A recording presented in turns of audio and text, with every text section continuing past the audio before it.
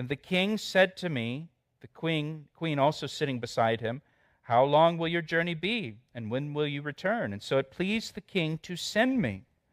And I set him a time. Furthermore, I said to the king, well, if it pleases the king, let letters be given to me for the governors of the region beyond the river, that they must permit me to pass through till I come to Judah, and a letter to Asaph, the keeper of the king's forest, that he must give me timber to make beams for the gates of the citadel, which pertains to the temple, for the city wall, and for the house that I will occupy.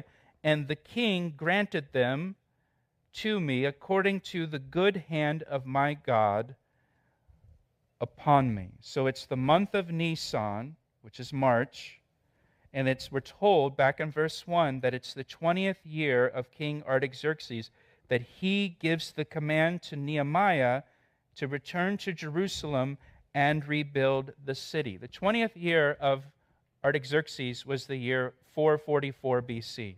Some calculate it to 445 BC. That's fine.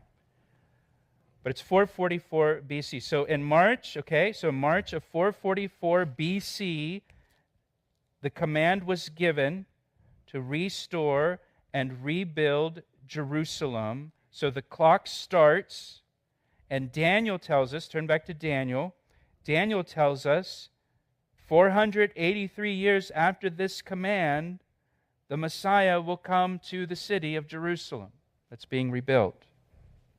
Now, in the Old Testament, they used a 360-day-a-year calendar, not a 365-day calendar. So 483 years, just so you know the math, it's 173,880 days. So when that command's given, boom, you can start the clock. You can start counting 173,880 days. It's going to take you to the year 33 AD. March of 33 AD, most scholars believe that's when Jesus Christ was crucified on the cross. The week before he's crucified, the Sunday before he's crucified, Jesus comes into Jerusalem. You know the story. We call it Palm Sunday. He's riding on a donkey, and he made his triumphal entry into the city of Jerusalem.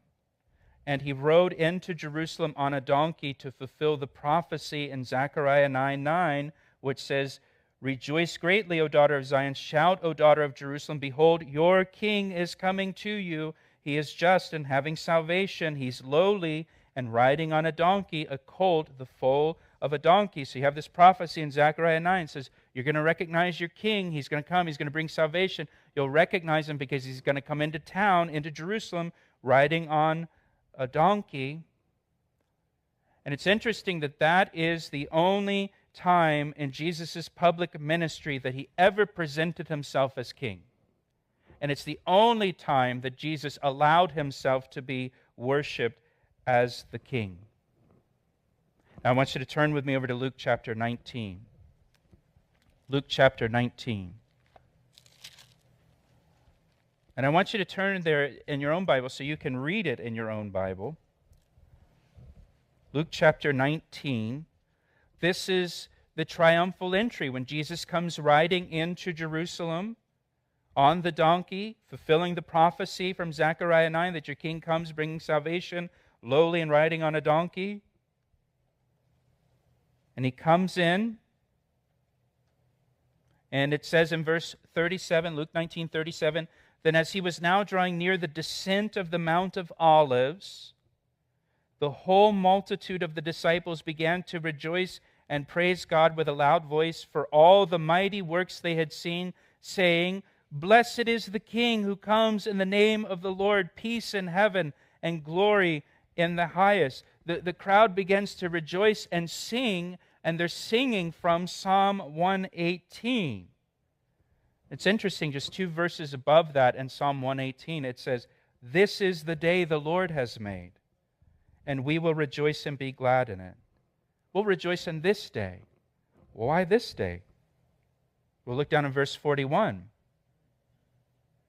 "Now as Jesus drew near, he saw the city, and he wept over it." Now look what he says, verse 42, saying, "If you had known, even you especially in this your day, the things that make for your peace, but now they are hidden from your eyes. Jesus says, this is your day.